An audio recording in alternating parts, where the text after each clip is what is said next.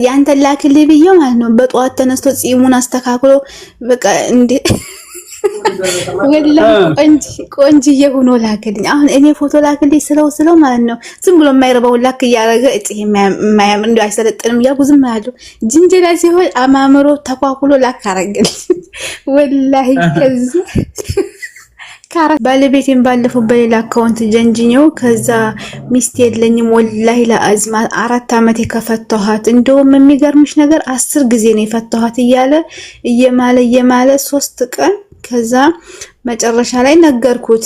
እኔ ወይኔ ያለው እሱ ኢትዮጵያ ነው ያለው። ወቀስያ ወይኔ ያለው እሱ አንቺ የት ነሽ? እሱ አንቺ የት ነሽ? እሱ ኢትዮጵያ ነው፣ እኔ ሳኡዲ ነኝ።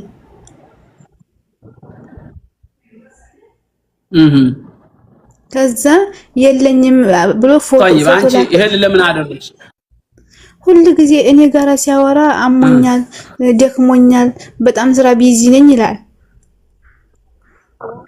ይሄማ የኢትዮጵያ ወንድ ሁሉም ጸባው እንደሆነ እሺ፣ ቀጥይ። ዛሬ ደም ግፊቴ ደግሞ ተነስቶብኛል፣ እስኪ ብስጭት እያለኝ ነው ይላል። ከዛ አሞታል እያልኩኝ በቃ አንተ አልደውልበትም። ከዛ ሌላ ሴት መስዬ ሳወራው ደግሞ ምንም አይተኛም። በቃ ዝም ብሎ ያወራል በጽሁፍ። ሲደውል ደግሞ ጓደኛዬ ታወራዋለች። ከዛ የኔ ፍቅር ታዲያ መቼ ነው የምትመጪው? እኔ ጋራ ሲሆን ችግር ብቻ ነው የሚያወራው፣ ኑሮ ውድነት ነው የሚያወራው። ከዛ ጅንጀና ሲሆን ደግሞ የኔ ፍቅር እርዚቁ ባላህ እጅ ነው፣ ነይ ቶሎና እዚሁ እንጋባ እሺ፣ እዚህ ትዳራችን ይሻለናል ይላል። ከዛ 3 ቀን ከጀነጀንኩት በኋላ እኔ እኮ ነኝ የጀነጀንኩህ። እንግዲህ ደግሞ ሲያወራ ምንድነው የሚለው? ሚስት የለኝም ወላሂ ለአዚም ነው የምልሽ፣ ሚስት የለኝም ከፈታኋት 4 አመቴ አለ። ከዛ እሺ ስትፋቱ ገንዘቧን ሰጥተሃታል አለችው። ከዛ አዎ መቼ አብረን ሰርተን ሲጀመር ትንሽ እኮ አብረን የቆየ ነው። ሁሉም ቤቱም ሱቁም መሬቱም ያለው ገንዘብ ሁሉ የኔ ነው። ብር አልቸገረኝም። በቃ ደስ የሚል ሐላል ትዳር ነው የናፈቀኝ። የኔ ፍቅር ነው ይልኝ እሺ ይላል። ከዛ እሺ ብር ቆይ ሱቅ አላችሁ እናንተ? ሱቅ አላችሁ? ሱቅ ካለው አንቺ ለምን ተሰደርሽ? ባልሽ ጋር እዛው አትቀመጭ ነበር? ሱቅና አንዴ ብር ካለ ለምን መጣሽ?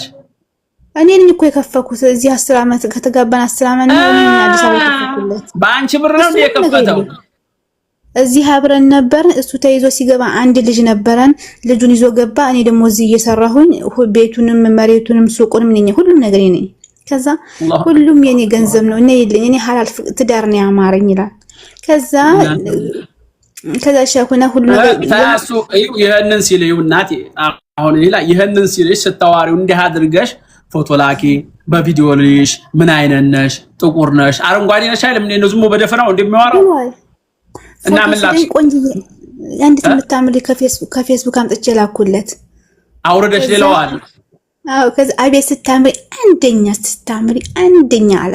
ከዛ ያንተ ላክልኝ ብዬው ማለት ነው። በጧት ተነስቶ ጺሙን አስተካክሎ በቃ እንዴ ወላሂ ቆንጅዬ ሆኖ ላክልኝ። አሁን እኔ ፎቶ ላክልኝ ስለው ማለት ነው ዝም ብሎ የማይረባው ላክ እያደረገ እጪ የማያም እንደው አይሰለጥንም እያልኩ ዝም ያለው ጅንጀላ ሲሆን አማምሮ ተኳኩሎ ላክ አረገልኝ ወላሂ።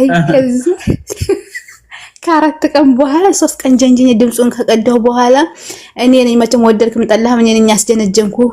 ካሁን በኋላ ኒካ የለህም አልኩት። ለምን 10 ጊዜ ነው የፈታኋት። 10 ጊዜ ስለፈታኋት ኒካ መመለስ አልችልም፣ ቆይቻለሁ 4 አመት ነው ምናምን ስላለ ከዛ እኔ መሆኔን ሲያቅ አረ ረጃአቱ ብዬሻለሁ አለኝ። የዛኑ ቀን ማለት ነው 10 ጊዜ ፈታሁ እያልክ ነው እንደ ረጃአቱ የምትለው? ሲጀምር አልፈልግህም አልኩት። 10 ጊዜ እንደማይቻል ስለማቅ ነው እንደዛ ያልኩት አለ። እና አብሬ መኖር አልፈልግም፣ ያው ገንዘቤን ተካፍዬ መውጣት ነው የምፈልገው። እና የሱ ኒካህ አለ ወይስ የለም? እንደው ከባድ ነው ልጅ። አሁን ይሄ አንደኛ ነገር አንቺም ትልቅ ስተሰርተሻል፣ ጥፋትሽ በሸሪዓው እንደዚህ አይደረግም። ሚስት ባሏን በእንደዚህ አድርጋ በሰው ሌላ ሴት ነኝ ብላ እንደዚህ ነኝ ያለ ከፌስቡክ አውርደሽ ቆንጆ ሴት ስትልኪለት አንቺ ለምሳሌ አሁን ድጉልጉል ልትሆኚ ትችላለሽ፣ ዝም ብለሽ ጎማዳ መልከለሽ ልትሆኚ ትችላለሽ። እሱ ደግሞ አገኘሁ ብሎ ሀብትም ንብረትም አለ ብሎ ልቦ ዝቅ ይላል ማለት ነው። ይፈልጋል ወንድ ነውና እና ይሄንን ማድረግሽ ለባልሽ የወንጀል በር የከፈትሽው አንቺ ነሽ። ለምን ተብሎ ሰው እሱ እኮ ድሮ ይጀነጅናል። አዳምጭ ለምን አገባሽው ታዲያ? መጀመሪያ አግብተሽ አይደል ተስማምተሽ ድሮ ይጀነጅናል ታዲያ ይጀንጅና ሳይጀነጅን ታዲያ ተስማምቶ ተገባችሁ እንዴ? አዳምጪኝ። በመጀመሪያ ስርዓት ለባልሽ ወደ ብልግና በር እንዲመጣ ያደረግሽው አንቺ ነሽ። ሴት ልጅ የባሏን ጀዋል መጎርጎር ባሏን እንደዚህ ያደርጋል ብሎ ወደዚህ መሄዱ ይሄ ራሱ ትልቅ ወንጀል ነው። አላህ ወላ ተጀሰሱ ነው የሚለው። ወላ يغتب بعضكم بعضا። ይሄ መፈላፈል በማጋር ሄዶ ይሆን ምን አድርጎ ይሆን ይሄ ያደረግሽው ትልቅ ስህተት ነው። በኋላ ሲደነግጥ እንደገና ያው መልሼሻለሁ አልፈታሁሽም ቢልሽ። ስለዚህ ይሄ መንስኤው የጥፋቱ መንስኤ አንቺ ነሽ። ሌላ ቆንጆ ሴት አድርገሽ ልከሽ አማለሽ እሱን በጽሁፍ የሚያማምሩ ቃላቶችን በቴክስት አድርገሽ መጻጻፍሽ እንደሌላ ሴት ሆነሽ አሳማምረሽ ይሄው ሰውየው ፂሙን አበጃይቶ በደንብ ተስተካክሎ ፎቶ እስከሚልክልሽ ሁላ እንደገና ደምስ ግፋቴ መጥቶብኛል ስኳሬ ጨምሯል እስከሚል ሁላ እዚህ ሁላ ደረጃ ያደረሽው አንቺ አውርደሽ ከፌስቡክ ላይ በላክሽላት ሴት እውነት መስሎት ነው ማለት ነው። ስለዚህ ትልቁ ትዳርሽ እንዲበላሽ ያደረግሽው አሁን የሰው የፍታይ ስትይ አልፈታም ነው የሚለው የከፈትሽለትን ሱቅ አልሰጥም ብሩ ሊልሽ ይችላል ሊከዳሽ ይችላል። ስለዚህ አሁን አንቺም እንደምታደርጊው እንደዚህ ያደረገ ነው ብለሽ ለቤተሰቦቻችሁ ንገሪና የሚቆጠብ ከሆነ የሚታረም ከሆነ ይሄን ጉዱን መረጃ ይዣለሁ ብለሻል አንቺ ቀርጸሻል ድምጹንም ምኑም ይሄው ባካችሁ እንደዚህ አደረገኝ ስለዚህ ስርዓት ያዝ ባሌ ብለሽ ለቤተሰቦችሽ አምልኪና ቤተሰቦችሽ እዛው አፋቱሽም ማኖሩሽም ያንን አድርጊ። ለእንግዲሁ ግን እባካችሁ ሴቶች ይሄን እንዲህ አይነት ነገር አታድርጉ። ጥሩ አይደለም። የራሳችሁን ህይወት ነው የምታበላሹት። የወንድ ልጅ ምን መላእክት አይደለም እኮ መላእክት አይደለም። ሰው የተሻለ ነገር ሲመጣ ሁሉም ይመኛል። የለኝም ሚስት እንደው ሰው እንኳን ሚስት አይደለምና ሚስትን ያህላል ጸጋ አይደለም።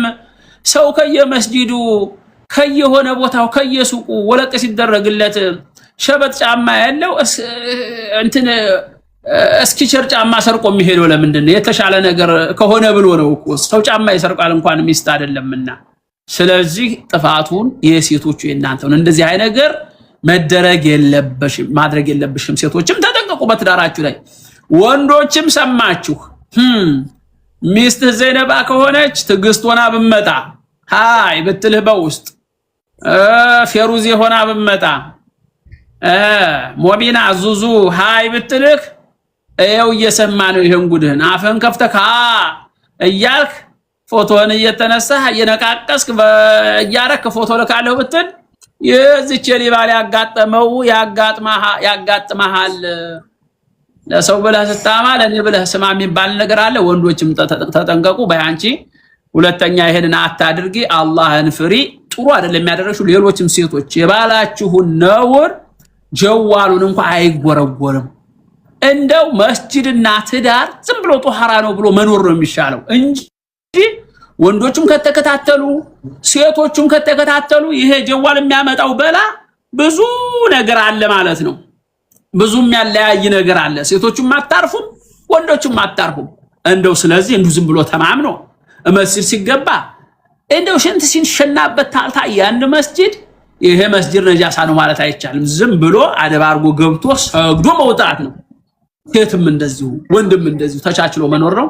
በያንቺ ለማንኛውም እናቴ ይሄ እንደው ለሁላችንም ትምህርት ነው። አላህ ይጠብቀን እና ወንዶችም ይሄ በግል እየመጣ ሃይ የምትል ሃይ የሚል ይሄ የማይታወቅ ኮድ ሁሉ ቢመጣልክ እንደው አዲስ ነገር አገኘው ብለህ ዝም ብለህ እንደው ሰክ ብለህ እንደው ያለ የሌለህን ፎቶ እየገለባበት ካትላክ እንዲህ አይነትም ነገር አለ ማለት ነው። ተጠንቀቁ ትዳራችሁ እንዳይበላሽ። በእናቴ ደህና ደሪ ሂጂ ወደ ስራሽ ሂጂ። ጉድ እንዴት አለ ጉድ ነው። በሉ አሰላሙ አለይኩም ወራህመቱላሂ ወበረካቱ። እኔ በቃ ከዚህ በኋላ እንግዲህ ይበቃኛል።